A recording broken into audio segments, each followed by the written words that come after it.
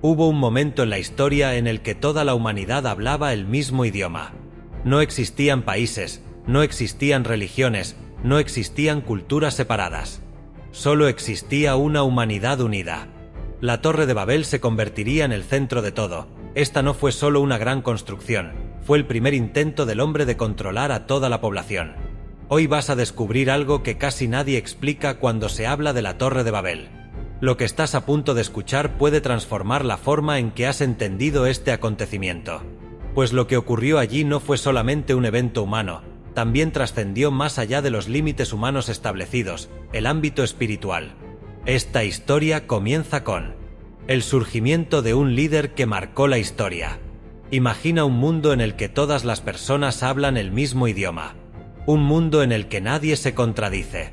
Un mundo en el que todos seguían a un líder. Un mundo en el cual todos trabajan arduamente para alcanzar un mismo objetivo. Un mundo en el que todo el poder está concentrado en un mismo lugar. Ahora imagina algo todavía más inquietante. ¿Qué pasaría si todo el conocimiento estuviera en manos de una sola persona? ¿Qué pasaría si toda la humanidad dependiera de un solo gobernante?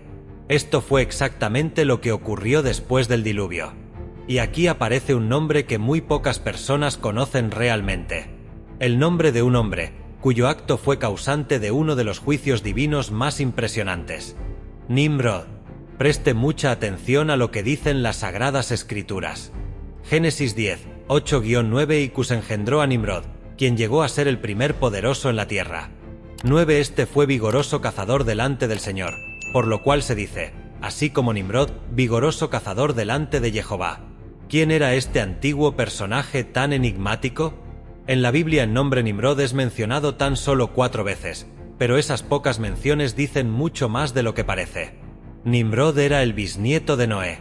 El nombre Noé significa paz, consuelo, tranquilidad, entre tanto que el nombre Nimrod significa literalmente rebelde.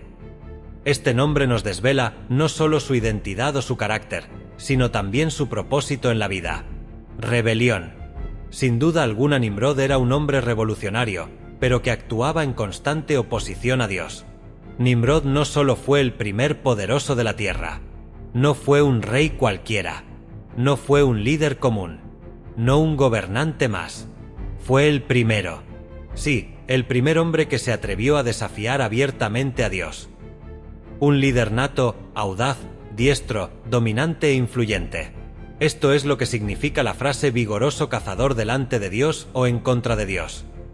Además de esto, Nimrod también fue el primer apóstata de la tierra, el cual pretendía establecer su propio gobierno mundial, un reino totalmente separado de Dios. Es como si este personaje representara en sí mismo la futura figura del anticristo, el cual se opondrá a todo lo que se llama Dios o es objeto de culto. 2 Tesalonicenses 2, 4. Espera un momento. Antes de que sigas avanzando, quiero advertirte algo de suma importancia. Esta enseñanza no está basada únicamente en información tradicional. Lo que vas a oír va mucho más allá. ¿Estás preparado? Comencemos desde cero. ¿Te has preguntado alguna vez cuántas personas habitaban en la Tierra en aquel momento? Para saber la respuesta a esta interrogante, tenemos que hacernos la siguiente pregunta. ¿Cuánto tiempo transcurrió desde que el arca de Noé quedó en tierra firme y hasta la Torre de Babel? Es aquí donde las Escrituras nos brindan un sorprendente detalle, una fuente histórica, un nombre clave: Peleg. Escuche lo que dice la Biblia. Génesis 10 y 25. En los días cuando Peleg vivía, la gente se dividió y se formaron muchas tribus y pueblos. Con esta base inequívoca, la mayoría de los estudiosos cree que se refiere exactamente al momento en que ocurrió la edificación y destrucción de la Torre de Babel. Con este dato en mente podemos calcular que de Noé a la Torre de Babel habrían pasado 5 generaciones en 200 años. Si pensamos que cada persona tenía entre 5 a 10 hijos, entonces el cálculo aproximado de toda la población que habitaba la Tierra en tiempos de la Torre de Babel era de unas 15.000 personas.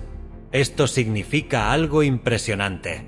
Primero, que el mundo estaba prácticamente vacío, y segundo, que toda la humanidad estaba concentrada en un solo lugar, y eso es exactamente lo que hacía posible el control total. La siguiente pregunta también es sumamente importante. ¿Cuántos años se estima que duró la construcción de esta torre? En algunos manuscritos antiguos, Tal como el libro de los Jubileos, se narra que la construcción de la Torre de Babel duró 43 años. Ahora bien, ¿con qué material construyeron esta gran torre? Génesis 11, 3 Y se dijeron unos a otros: vamos, hagamos ladrillo y cozámoslo con fuego. Y les sirvió el ladrillo en lugar de piedra y el asfalto en lugar de mezcla. El uso de ladrillos cocidos y asfalto, en lugar de piedra natural y cal, simboliza la autosuficiencia y el esfuerzo humano por crear su propio camino al cielo. El reemplazo de lo natural por lo artificial no era un detalle menor. En la Biblia, la piedra suele representar lo que Dios ha creado y lo que es eterno. Al decir que usaron ladrillo en lugar de piedra, sugiere que la humanidad intentó sustituir la provisión de Dios por su propia invención. Y es aquí donde surge una pregunta que no podemos pasar por alto: ¿de dónde obtuvieron los constructores esta nueva tecnología de edificación? En lugar de usar cemento o cal, el cual se endurece de forma natural, utilizaron asfalto. Aquí surge otra pregunta muy inquietante: ¿cuál fue el verdadero motivo que los llevó a utilizar asfalto para pegar o sellar el ladrillo? Este es un detalle muy sugestivo. Curiosamente, la brea fue el mismo material que utilizó Noé para impermeabilizar el arca, y aquí se usa para intentar blindarse, tal vez, contra la repetición de un posible juicio divino, un futuro diluvio universal, solo que esta vez no los tomaría de sorpresa. En definitiva, estos materiales revelan una civilización centrada en su propia tecnología, el orgullo, la arrogancia y la autosuficiencia, convencidos de que con su propio ingenio podían llegar al cielo sin necesidad de una relación con el Creador. ¿Sabe usted cuántos metros medía esta torre?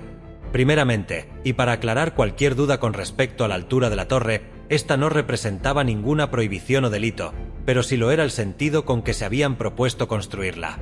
El libro de Jubileos narra que esta torre medía 2.422 metros. Imagínese usted lo impresionante que era verla aún desde lejos. Pero estaba claro, jamás podrían llegar al cielo. Bueno, al menos eso pareciera ser. ¿Sabe usted cuánto mide la torre más grande del mundo? El Burj Khalifa, en Dubái, es el edificio más alto del mundo con 828 metros de altura. ¿Qué logramos apreciar con estas dos torres?